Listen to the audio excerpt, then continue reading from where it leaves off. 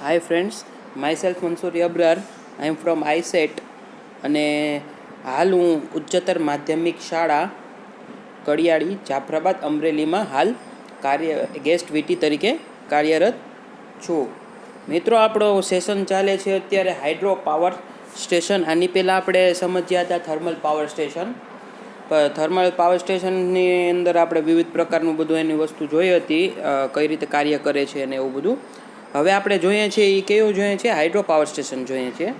અત્યારે hydro power સ્ટેશનમાં આપણે ગયા સેશનમાં જોયું હતું આપણે તેની સ્થળ પસંદગી કઈ રીતે કરવી. હવે એનું આપણે વર્ગીકરણ, એટલે કે કોઈ પણ પાવર પ્લાન્ટ હોય તો એનું વર્ગીકરણ અલગ અલગ રીતે થાય છે. એમાંથી આપણે A, B, C અને Dની અંદર વર્ગીકરણ કરવાનું છે, બરાબર. એમાં હેડ આવશે, લો હેડ આવશે, ઓટોમેટિક પ્લાન્ટ, બોઇલર, કઈ રીતે બેઝ, એનો પીક લોડ સ્ટેશન, એવી અલગ અલગ પ્રકારની બધી વસ્તુ આવશે.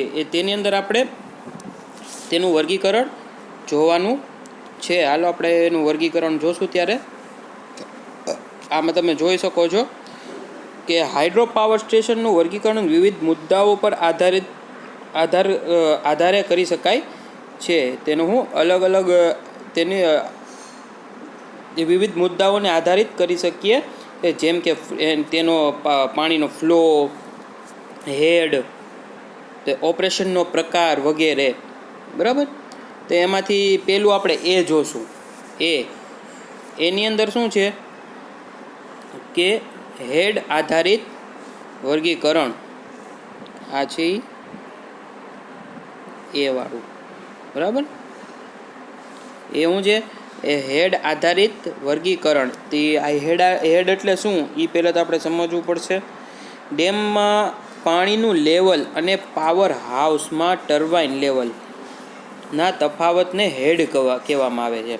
એટલે ડેમની પાણીનું લેવલ, ડેમની ઉપર જે પાણી રહેલું છે એ જ્યારે ટર્બાઇન ઉપર પડે એ બંનેની વચ્ચે જે જગ્યા રહેતી હોય છે તેને શું કહેવામાં આવે છે? હેડ. તેને હેડ કહેવામાં આવે છે. આ હેડને આધારે હાઇડ્રો પાવર સ્ટેશનને 3 વિભાગમાં વહેંચી શકાય છે. આ હાઇડ્રો પાવર સ્ટેશનને કેટલામાં? 3 ભાગમાં વહેંચી શકાય છે. તેની અંદર 3 ભાગ પડે છે. હાઈ હેડ પ્લાન્ટ પહેલું આવે, જે એકદમ ઉપર હોય તેને શું કહેવામાં આવે છે? હાઈ હેડ પ્લાન્ટ. બીજો એની વચ્ચે હોય છે એને કહેવામાં આવે છે મીડિયમ હેડ પ્લાન્ટ. વચ્ચેનું આવે છે એને શું કહેવામાં આવે છે? મીડિયમ હેડ પ્લાન્ટ. અને ત્રીજા તબક્કામાં આવે છે તેને શું કહેવાય? લો હેડ પ્લાન્ટ, એટલે નીચે લેવલનો પ્લાન્ટ. પછી પહેલાં એમાંથી આપણે હાઈ હેડ પહેલું જોશું. હાઈ હેડ પ્લાન્ટ, જે પ્લાન્ટમાં હેડ 300 મીટરથી વધારે હોય, એટલે તેની ઊંચાઈ એની ઊંચાઈ કેટલી હોવી જોઈએ? 300 મીટરથી વધારે હેડ હોય તેને હેડ પ્લાન્ટ કહેવામાં આવે છે. હવે બીજો આવ્યો મીડિયમ પ્લાન્ટ, એનેથી નીચો, એટલે એની ઊંચાઈ કેટલી હોવી જોઈએ? 60 મીટરથી 300 મીટરની વચ્ચે, એટલે 60થી એટલે 300ની વચ્ચે હોય તેને કહેવામાં છે મીડિયમ પ્લાન્ટ. એટલે આ તમને કીધું એમ ટર્બાઇનની ને ઉપરથી ડેમની ઉપરના લેવલની બંનેની વચ્ચેનું ડિસ્ટન્સ છે. એના પછી આવશે લો હેડ પ્લાન્ટ, બરાબર. આ પ્લાન્ટ શું કહેવામાં આવે છે? જે પ્લાન્ટમાં હેડ 60 મીટરથી ઓછી, એટલે પેલું હાઈ હેડમાં આપણે શું યાદ રાખવાનું? 300થી વધારે એને શું કહેવાય? હાઈ હેડ. પછી 60થી 300ની વચ્ચે હોય તેને કહેવામાં આવે છે મીડિયમ. અને ત્રીજું 60થી ઓછા, 60 મીટરથી ઓછું હોય તે શું કહેવામાં આવે છે? મીડિયમ લો હેડ, બરાબર. હવે આપણે બીમાં જોશું. હવે બીની અંદર વર્ગીકરણમાં આપણે જોશું તો પાણીની પરિસ્થિતિના આધારે વર્ગીકરણ.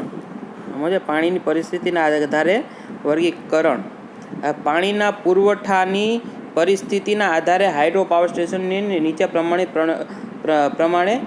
વર્ગીકૃત કરી શકાય છે. તો આપણે આ નીચે પ્રમાણે વર્ગીકૃત કરી શકાય છે. પહેલું એમાં આવે છે પાણીનો પ્રવાહ પર આધારિત યોજનાઓ, બરાબર, આપણે સિંચાઈ યોજના ને બધી આવે ને એ બધી યોજનાઓ. આ પ્રકારની સ્કીમ સમગ્ર વર્ષ દરમિયાન નદીમાં પૂરતા જથ્થામાં પાણી વહે તેમ આ વહેતા પાણીનો ઉપયોગ પાવર જનરેશન માટે કરવામાં આવે છે અને પાવર જનરેશનમાં ઓછા સ્ટોરેજની જરૂર પડે છે. આ પ્લાન્ટને રન ઓફ રિવર પ્લાન્ટ કહેવામાં આવે છે. આ શું કહે છે કે આ પ્રકારની સ્કીમ સમગ્ર વર્ષ દરમિયાન નદીમાં પૂરતા જથ્થાનું પાણી વહે છે એના ઉપર કરવામાં આવે છે.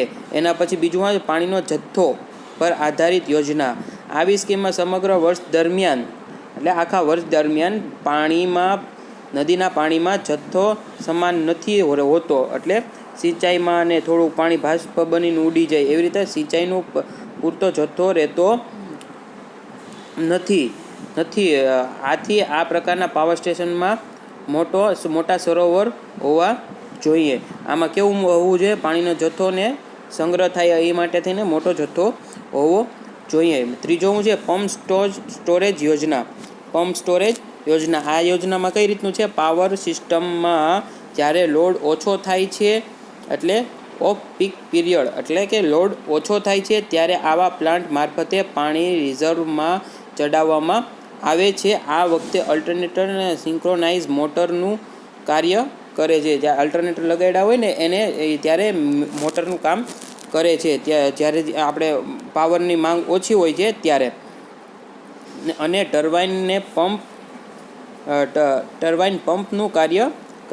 છે એ પંપનું કાર્ય કરે છે જે પાણી પાછું રિસ્ટોર કરે છે. આમ કરવાથી લોડ ફેક્ટરમાં વધારો થાય છે અને રિઝર્વમાં લેવામાં આવેલ પાણી ફરીથી ઉપયોગમાં લઈ શકાય છે. જે પાણી ઉપયોગ થઈ ગયું છે એને ફરીથી આપણે યુઝ કરી શકીએ.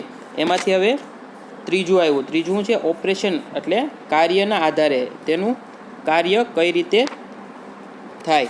તેમાં કાર્યમાં પહેલું છે મેન્યુઅલ એડેડ પ્લાન્ટ એટલે આપણે સ્વચાલિત મેન્યુઅલી એટલે આપણે હાથે ઓપરેટ કરી શકાય તેવું આવા યંત્રો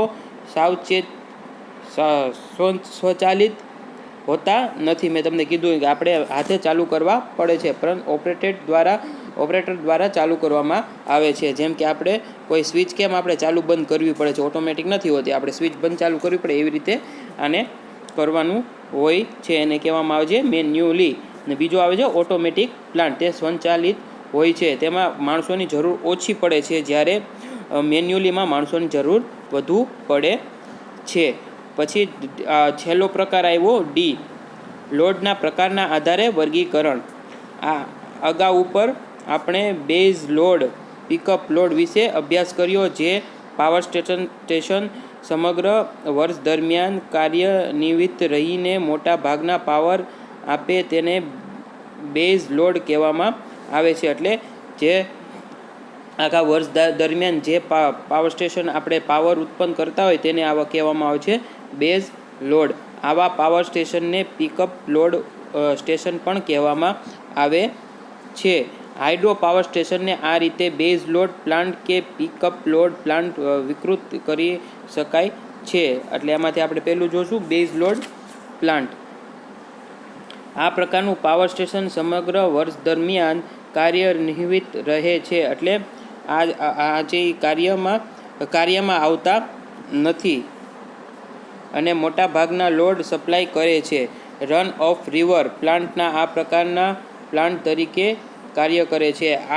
ક્યારે રન ઓફ રિવર જ્યારે રિવર ચાલુ હોય ત્યારે આ કાર્ય કરે છે. આ પ્રકારના પ્લાન્ટમાં સમગ્ર વર્ષ દરમિયાન નદીનું પાણી પૂરતા પ્રમાણમાં હોય છે. આ પ્લાન્ટની અંદર છે ને નદીનું પાણી વધારે હોય છે. બરાબર. પછી આવ્યું પિકઅપ લોડ પ્લાન્ટ. પાવર સ્ટેશનમાં પર સાંજના અમુક ગાળામાં વધારે લોડ હોય છે. લાઇટિંગ લોડ વધી જાય છે રાતના, એના લીધે તેમાં લોડ વધારે હોય છે. તો હાઇડ્રો પ્લાન્ટમાં પાણી પૂરતા જથ્થામાં ન હોય તે પ્લાન્ટને પીક લોડ પ્લાન્ટ તરીકે ઓળખવામાં આવે છે. સ્ટોરેજ પર ચાલતી સ્કીમ અમુક યુનિટ પિકઅપ લોડ પર ચલાવી શકાય છે.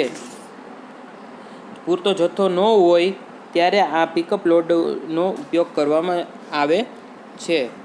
તો આજનો આપણે આ સેશન અહીંયા પૂરું કરીએ છીએ.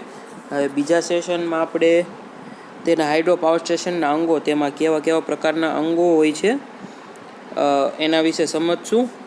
ત્યાં સુધી બાય, ટેક કેર.